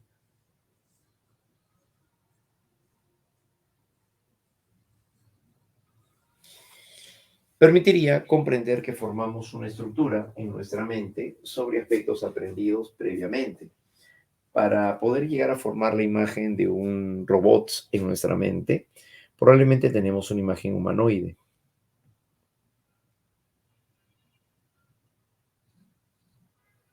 Sobre ello es entonces donde se estaría llegando a dar. Al decir que el principio holístico, el todo, es más que la suma de sus partes, hace referencia también a lo que ya conocíamos. al momento de referir acerca de las cosas o de los objetos, formamos representaciones generales, construimos representaciones generales, como en este caso la ley de la pregnancia o ley de las totalidades perceptivas. Al momento de preguntarnos qué vemos aquí, lo primero que nos diga nuestra mente es parte de la pregnancia, porque le da significado a lo que estamos captando a través de los sentidos. Decir que se trata de dos abuelitas, dos abuelitos, por ejemplo, eso sería una clara muestra de la pregnancia, porque nuestra mente le va a llegar a dar significado a lo que estamos captando a través de los sentidos, decíamos. En la ley de la figura y el fondo, aquí es donde llegamos a capturar un elemento y lo separamos del resto que lo rodea. La figura y el fondo nos hace percibir un elemento y lo separamos del resto, como cuando llegamos a tomar una fotografía. Al centrarnos en las personas que están posando, eso sería la figura y el fondo vendría a ser el paisaje. La figura y el fondo van a llegar a presentar esta característica. La ley figura y fondo indica que la figura puede llegar a formar parte del fondo y el fondo llegar a ser figura. En cuanto a la ley de la agrupación, tenemos la ley del cierre, que es la tendencia a unir o completar elementos segmentados, como por ejemplo en este caso, percibir la imagen de una jirafa. Juntamos mentalmente las partes que ha sido segmentado para poder formar un todo. La semejanza se refiere al parecido. Cuando los elementos son muy parecidos, nos hace interpretar incluso de manera equivocada, como lo que estaría ocurriendo en el caso del perejil y el culantro, con el cual lo llegamos a confundir por su parecido. Entonces, de esta manera es ahí donde nos encontramos con la ley de la semejanza, ¿no? Tendencia a percibir un grupo de elementos parecidos. En la ley de la proximidad tiene que ver ahora con la cercanía. Varios puntitos se acercan y estarían formando una letra. Finalmente, aquí se le usa ley de la proximidad. Ley de la proximidad. Y en la ley de la continuidad es cuando se sigue un patrón de dirección, decíamos aquí. Al hablar acerca de un patrón de dirección, se refiere entonces en el que se sigue la dirección de un elemento, como el momento en el cual este pequeño se coloca el cuchillo en la cabeza, pareciera como si literalmente llegara a atravesar al niño el cuchillo. Sin embargo, en la práctica esto no se da de esta manera. En la ley de la continuidad se sigue simplemente un patrón de dirección.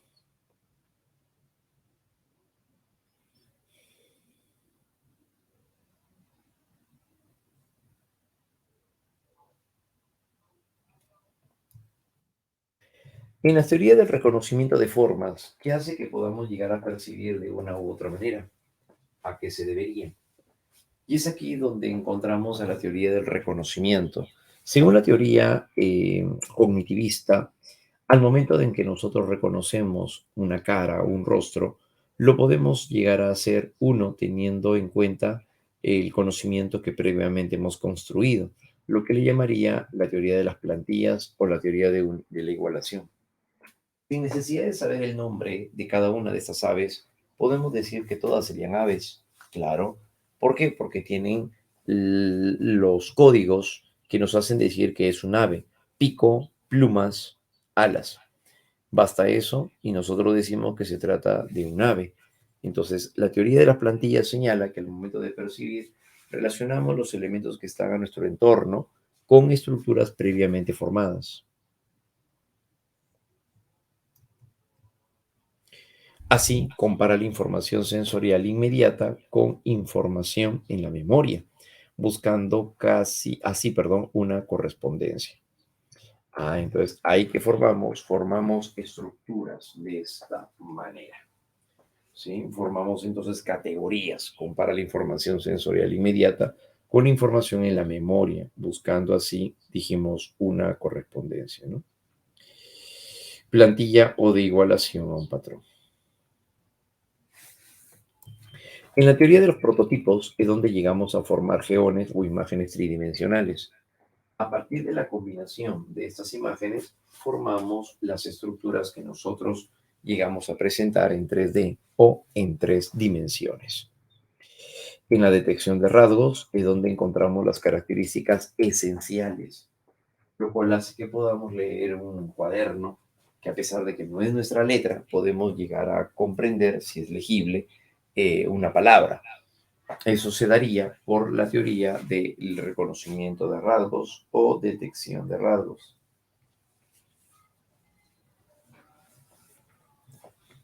Se daría entonces de esta manera.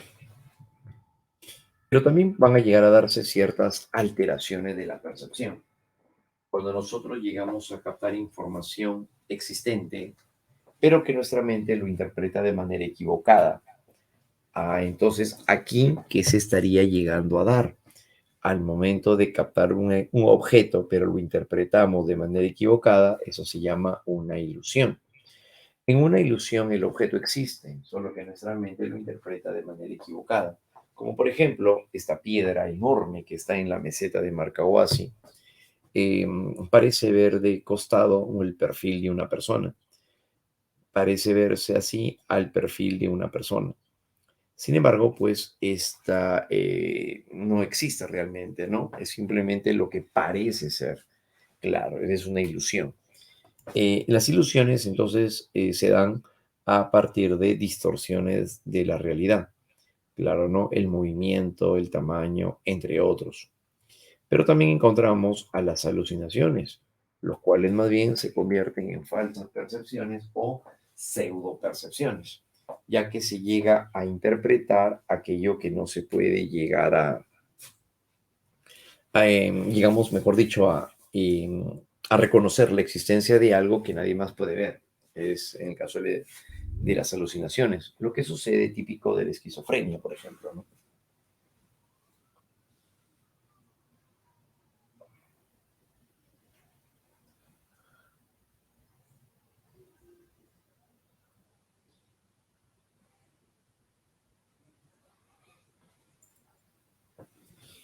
En ese sentido, entonces es donde nos encontramos con las alucinaciones. Pero la información que nos permite ahora llegar a ubicar, almacenar o reconocer, perdón, en nuestra mente, tiene que ver ahora con la memoria.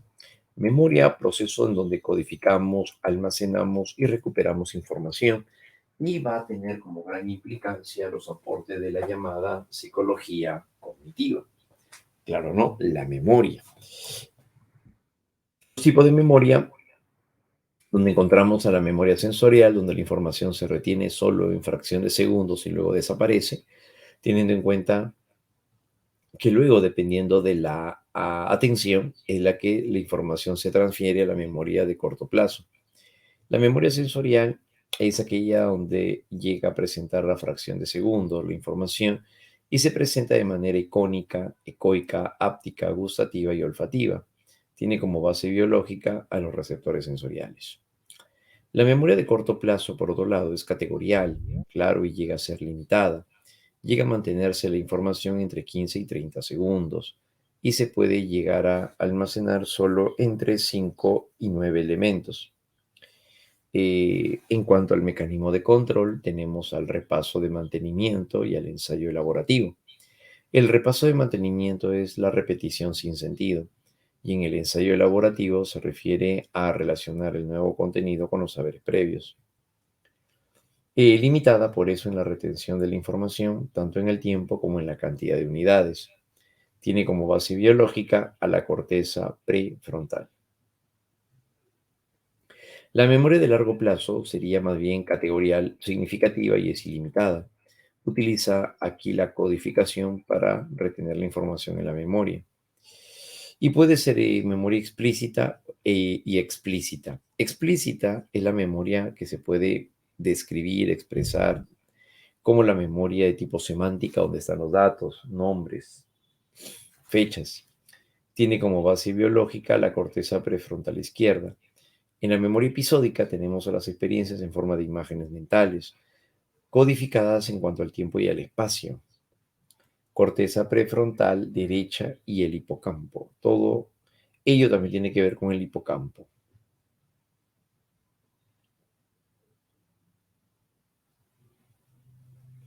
La memoria episódica son experiencias, entonces, mientras que la memoria procesal o procedimental almacenamos habilidades o destrezas. Y en la memoria emotiva es en donde están almacenados nuestros recuerdos en forma de emociones que se reviven. Eso es memoria emotiva.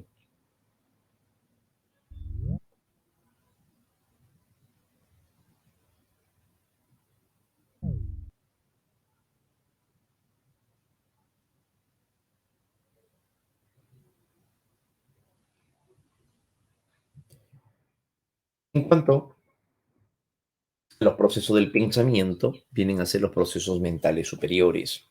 Y es aquí donde nosotros llegamos a utilizar el razonamiento y utilizamos otros procesos que nos permiten adaptarnos de una mejor manera. De esta manera, entonces, no se requiere de elementos físicos, sino de conceptos. Estos tienen que ver con las funciones que, según Piaget, se presentan a nivel del pensamiento. La función simbólica o la función representacional o simbólica es aquella con la cual nosotros llegamos a representar contenidos, como la imitación diferida. La pequeñita simula ser la doctora que atiende a su muñeca. Eso es función representacional porque está representando con objetos y con acciones lo que ella recuerda del modelo. En el juego simbólico consiste en la manipulación de objetos que simulan la realidad. Manipulación de objetos, más bien, que simula la realidad. Muy bien. En el dibujo gráfico, el pequeño plasma en papel, en la pared, un dibujo que representa algo íntimo, su familia, maestra, entre otros.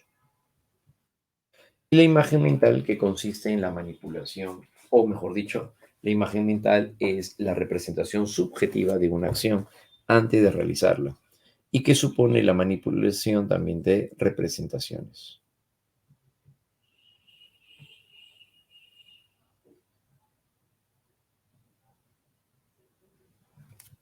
Imagen mental tiene que ver entonces con la imaginación. Y la función elaborativa, que implica la formación de conceptos. Formamos conceptos a partir de abstracción y de la composición. Por abstracción es cuando se llega a tomar en cuenta las características esenciales y comunes. Luego se juntan para poder formar un todo. Bien. Entonces, al momento de ver a estos animalitos, un tigre, un chita, una chita, el león, el hipopótamo, todos ellos que son mamíferos, claro, ¿no? Entonces tienen características independientes, pero también, y eso es lo que nos enfocamos, a las características eh, vinculadas entonces hacia lo que lo vuelve representativo. Abstracción. En composición es cuando se utiliza más bien la imaginación. Se crean conceptos, pero teniendo en cuenta a la imaginación. Como por ejemplo el centauro, el minotauro, son productos de la fantasía o de la imaginación. Donde al momento de pretender solucionar problemas, lo que hacemos es llegar a utilizar estrategias. Y entre las principales estrategias de solución de problemas tenemos a continuación.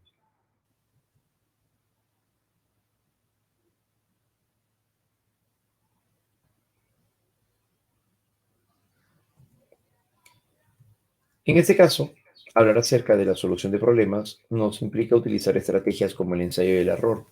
Mediante tanteos y equivocaciones solucionamos un problema. Claro, a encontrar una llave que nos abre una puerta en particular, lo que nos queda es utilizar o poner en práctica cada llave para ver si abre la puerta. Ensayo y error. Si se logra el éxito, se lograría, pero con azares.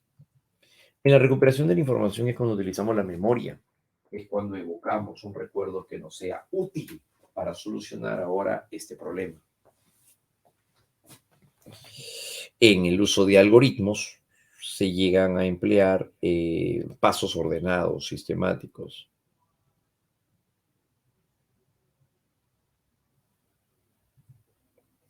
En cuanto a la heurística, consiste en utilizar reglas prácticas para solucionar ciertas situaciones o eventos. Entonces, para ello es donde se estaría presentando la heurística. La heurística entonces son reglas prácticas, atajos, como por ejemplo un atajo sería que ante el hecho en el que un estudiante se le pierde su cuaderno, le roban su mochila y ya avanzó la mitad del sílabo, de la mitad del temario, ¿cómo hacemos para que este joven no deje de estudiar? Una heurística, una regla práctica, ¿cuál sería? Por ejemplo, ¿no? Pedir prestado un cuaderno que sea lo más legible posible para que pueda sacarle copia. Eso sería una heurística, porque estamos llegando a emplear una regla práctica para solucionar un problema.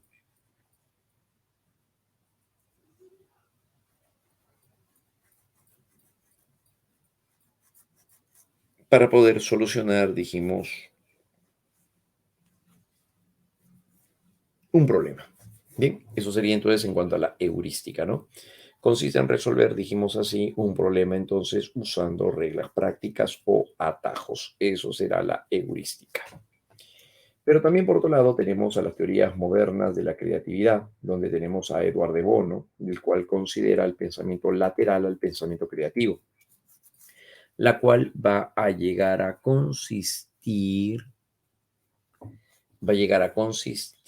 en explorar posibilidades alternas.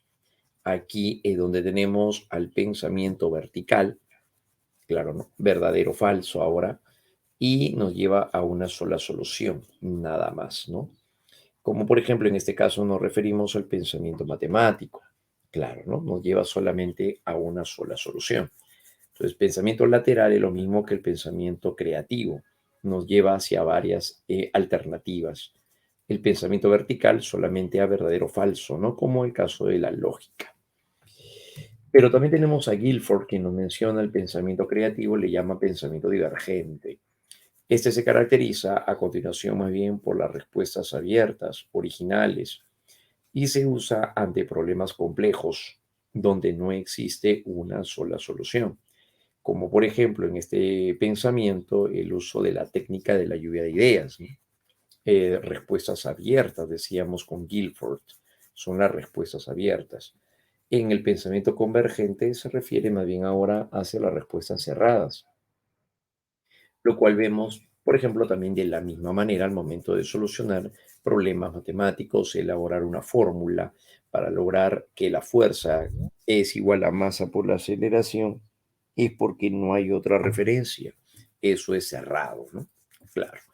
La fórmula del agua, por ejemplo, ¿no? No puede tener mayor componente al hidrógeno o al oxígeno, sino dejaría de ser agua.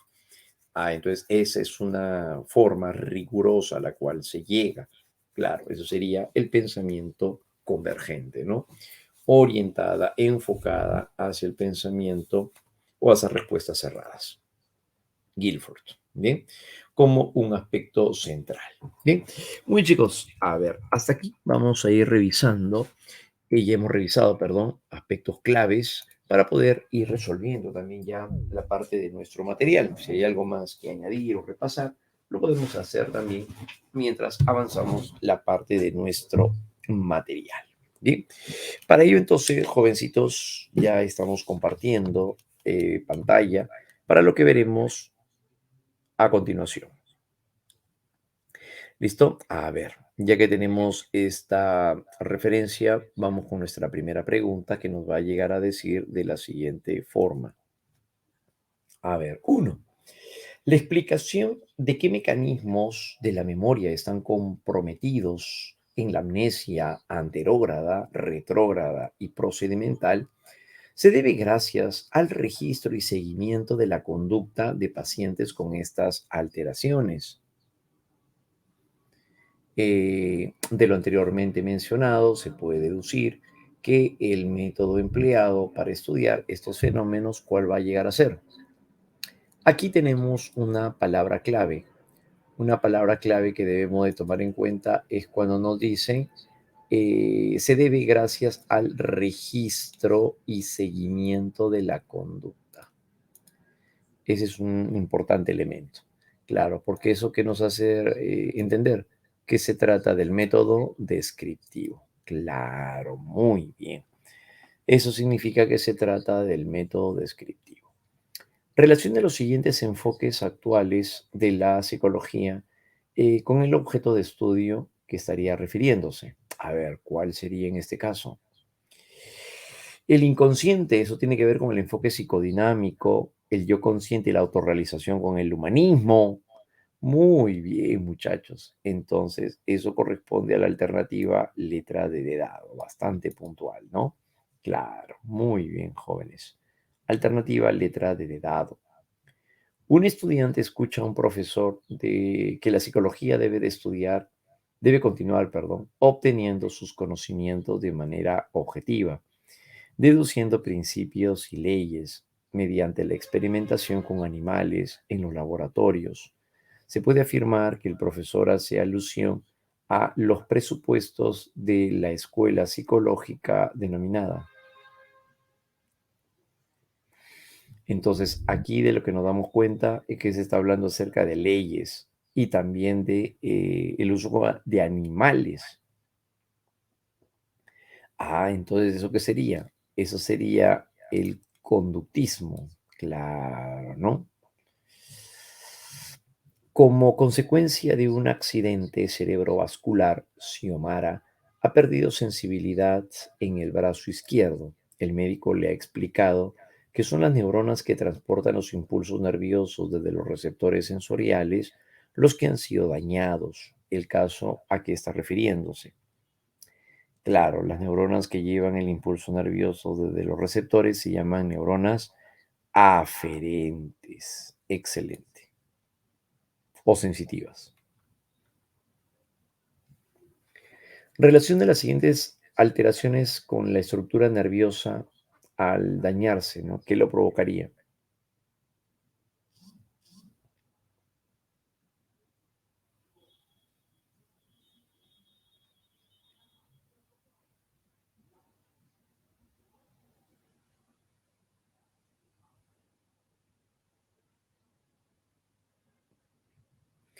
Y bien, ahora sí, en relación a ello que tenemos, luego de la meningitis es incapaz de reconocer su imagen en el espejo. Su imagen en el espejo, ¿qué es eso? Eso es imagen corporal. Eso se daría con el hemisferio cerebral derecho, lóbulo parietal. Se volvió obsceno, no es capaz de poder controlar o regular su comportamiento, obsceno y desconsiderado. Eso se daría por la corteza prefrontal, pues, ¿no? El caso de Finas Cage. Y ya salió. Alternativa, ¿cuál sería entonces? Alternativa letra B de bueno, ¿no?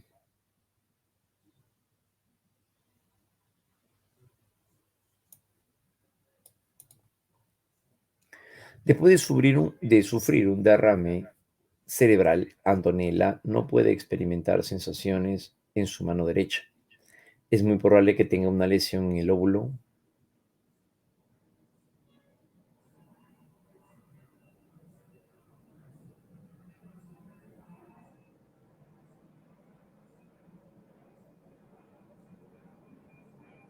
Bien, y para ello tenemos con el óvulo parietal. Muy bien, chicos. Tiene que ver entonces con el óvulo parietal por la sensación del tacto, pues, ¿no? Claro, por la sensación del tacto. Claro, muy bien, muchachos. Por la sensación del tacto no puede experimentar sensaciones en la mano derecha. Si hubieran preguntado por el hemisferio, ¿qué hemisferio estaría alterado? ¿Qué hemisferio estaría lesionado?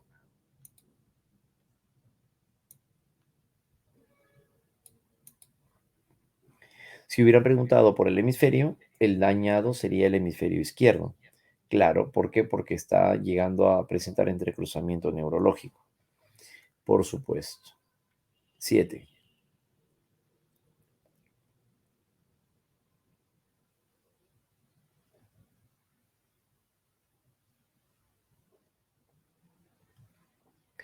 En un partido de la selección peruana de fútbol jugado en el Mundial de 2018, se pudo identificar rápidamente a todos los entusiastas fanáticos de nuestro país ubicados en una de las tribunas del estadio, eh, ya que en su conjunto fueron ataviados con la camiseta blanquirroja de nuestra selección. Según las leyes de la agrupación de estímulos y la organización perceptiva, se puede agrupar a esos aficionados y considerarlos como una unidad debido al principio de.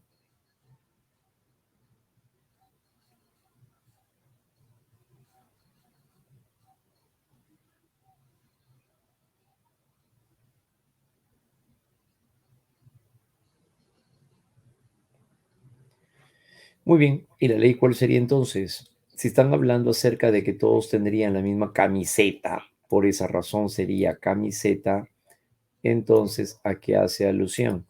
Hacia la semejanza, pues.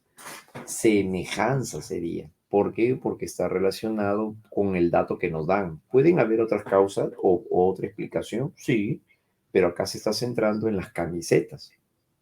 Si se centrara el enunciado en la cercanía entre una persona y otra, eso sería proximidad. Pero aquí no, solo se está centrando.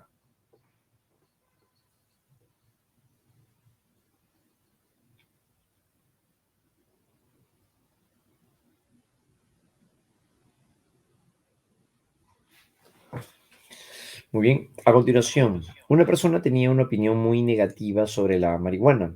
Cambia su opinión a partir de conocer las nuevas investigaciones científicas, pues ahora se está aplicando derivado de la marihuana para crear medicamentos contra la parálisis cerebral. Este cambio de actitud se produjo en el componente.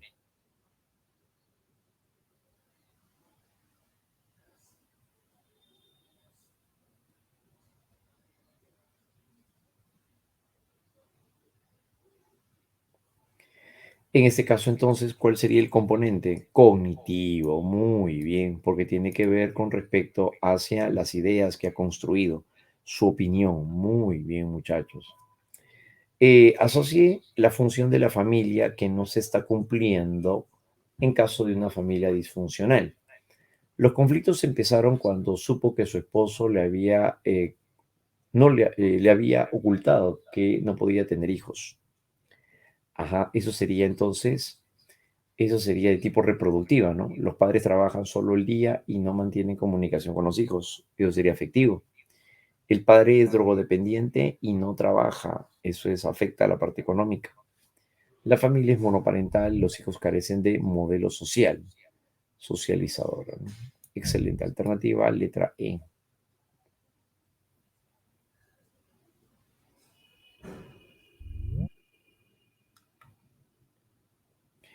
El padre Evaristo va a incentivar, perdón, la sana convivencia entre los feligreses. Promueve que los niños que tienen a su cargo a una parroquia el respeto de la siguiente máxima: el derecho de uno termina cuando comienzan los derechos del otro. Ese sería un ejemplo del tipo de socialización denominada. Eso sería una socialización primaria. ¿Por qué? Porque se está tratando de un niño.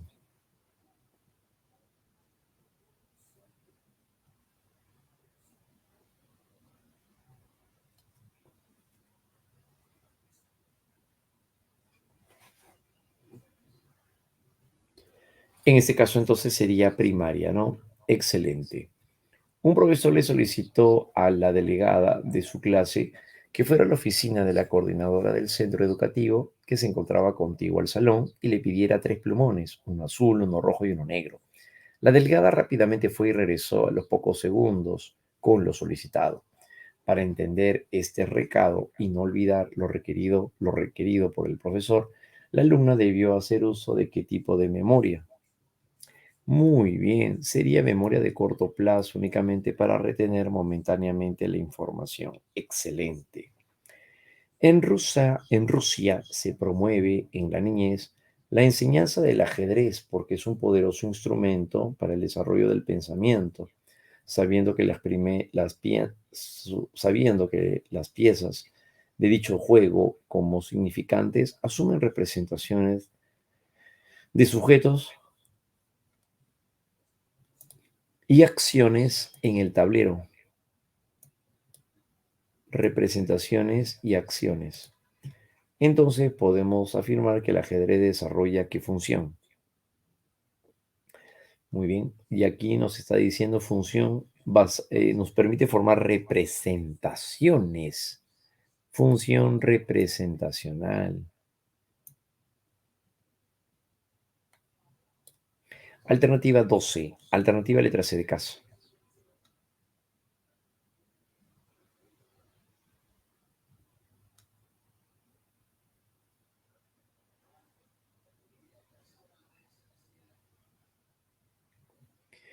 Entonces, para ello, ¿qué sería?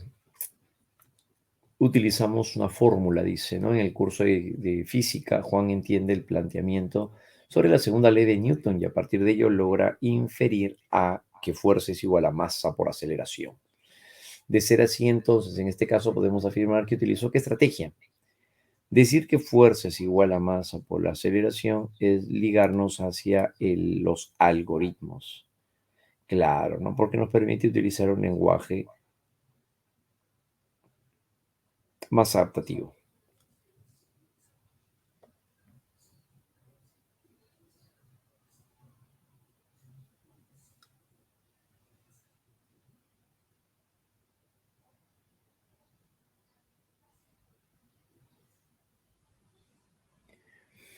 El uso de algoritmos, excelente. El pequeño Pablito usa la palabra hato al mismo tiempo que señala al gato de su casa o cuando ve a un gato en la calle. Asimismo, en la televisión el niño señala la imagen de un león en la pantalla y dice hato. Basándonos en esas observaciones, podemos afirmar que Pablito se encuentra en la etapa lingüística denominada. Si con un monosílabo quiere decir varias cosas, eso vendría a llegar a ser entonces la etapa holofrásica. Claro, muy bien.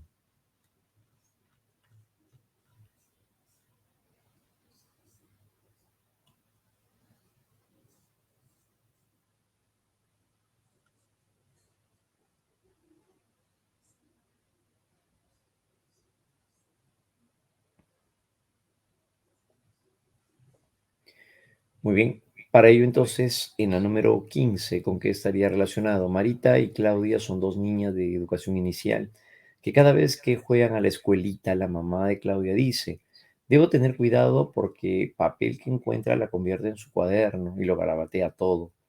Basándonos en las funciones del pensamiento, según Jean Piaget, podemos afirmar que estas niñas se encuentran en el nivel de desarrollo representacional denominado.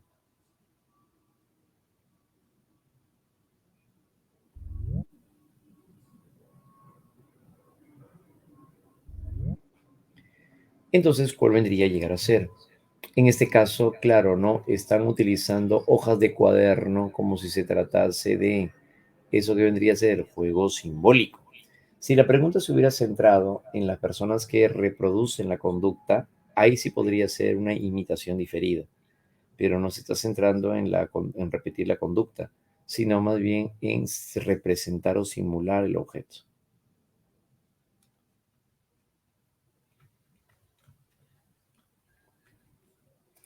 Renata es una niña que disfruta resolviendo acertijos, preguntas capciosas, creando historias con finales diferentes. Ella se divierte mucho con este tipo de problemas, aunque algunas veces recibe burlas en clases por dar respuestas humorísticas o curiosas. Basándonos en el pensamiento creativo, ¿qué podríamos decir entonces? Si está presentando respuestas novedosas, diferentes, eso que vendría a ser pensamiento divergente. Claro, excelente, muchachos. Sería pensamiento divergente. Muy bien. Fabián, al explicar a su tutor cómo hizo para mejorar su rendimiento en matemática, lo hace empleando analogías asociadas a los deportes. De acuerdo con Jean Piaget, se encontraría en la etapa intelectual llamada.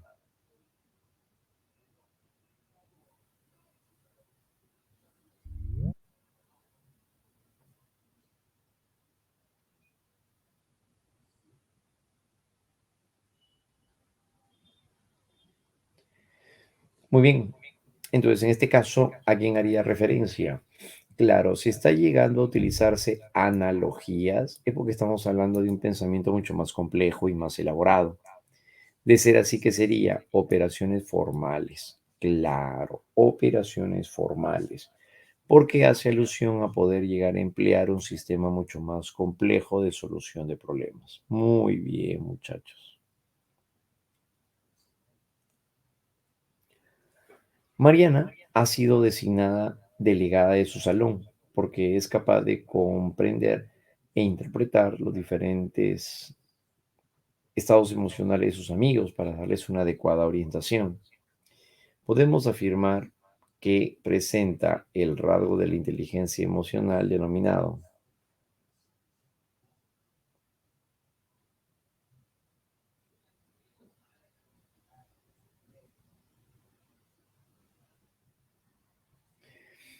Mariana entonces ha sido designada como delegada y para eso interpreta cómo se sienten los demás. Eso es empatía, ponerse en el lugar de la otra persona. Claro, muy bien. Esto resultaría entonces vinculada a la empatía.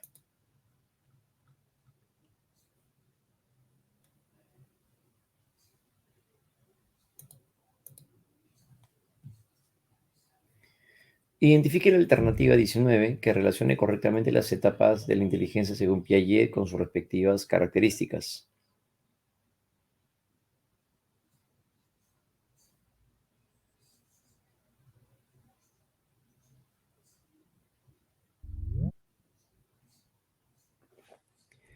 Muy bien. En la relación entonces que tenemos, la cantidad de agua en un vaso no está asociada necesariamente a la forma de este. Significa que ya lo entiende y lo va a entender a partir de qué estadio, ahí estará, nos encontramos a partir del concreto. Se exhibe un pensamiento hipotético. Hipotético se refiere al pensamiento hipotético deductivo. Se exhibe un pensamiento hipotético y eso se da en las operaciones formales.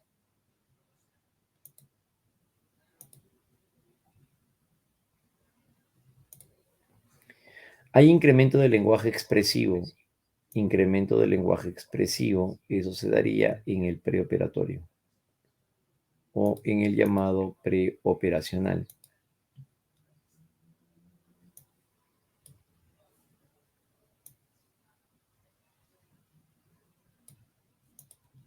Muy bien.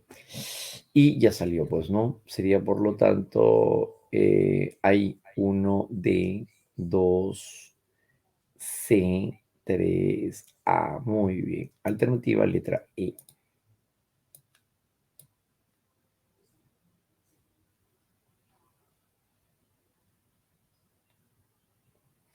Número 20.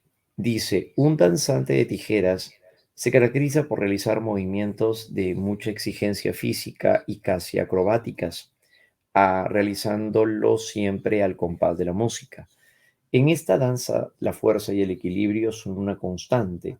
De acuerdo con Garner, en este ejemplo, un danzante de tijeras exhibe una inteligencia de qué tipo. Claro, si están hablando acerca de la actividad física, exige a nivel físico. Si se da esta condición a nivel física, exigencia física y casi acrobáticas, entonces, de acuerdo con Garner, ¿qué inteligencia sería? Se le llama a eso inteligencia. Eso corresponde, dijimos, a la inteligencia sinestésica o kinestésica, la cual hace referencia a la capacidad para poder manipular elementos, ¿no? Claro, típico, por ejemplo, de los mecánicos, típico de los deportistas, ¿no? Los basquetbolistas, por ejemplo, las que practican patinaje sobre hielo.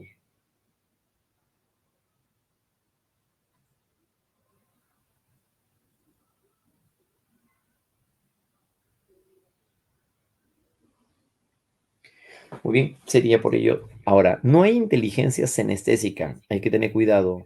No hay inteligencia senestésica, esto es solamente sensación, no es inteligencia, es sensación, pero no es inteligencia senestésica, no existe la inteligencia senestésica.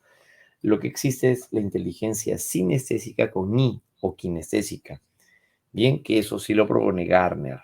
La inteligencia senestésica, no existe una inteligencia senestésica, lo que sería una sensación senestésica, que como ya vimos, estaría relacionado con los cólicos menstruales, el hambre, la sed, la saciedad y todo ello, porque se da a nivel visceral.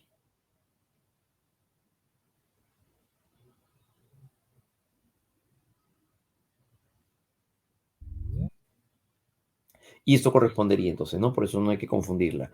La kinestésica también la van a encontrar como sinestésica, o sea, con I. Con I. Sinestésica o kinestésica es lo mismo. Senestésica no es una inteligencia y refiere sobre los órganos internos del sujeto. ¿Ya? Listo, muy bien chicos, excelente. Y así vamos a llegar entonces el día de hoy. Ha sido todo un gusto haber compartido con ustedes. Su participación ha sido muy buena, muchachos. Y ya nos estaríamos viendo para nuestra próxima semanita con más detalles que han destrozado el material con todo.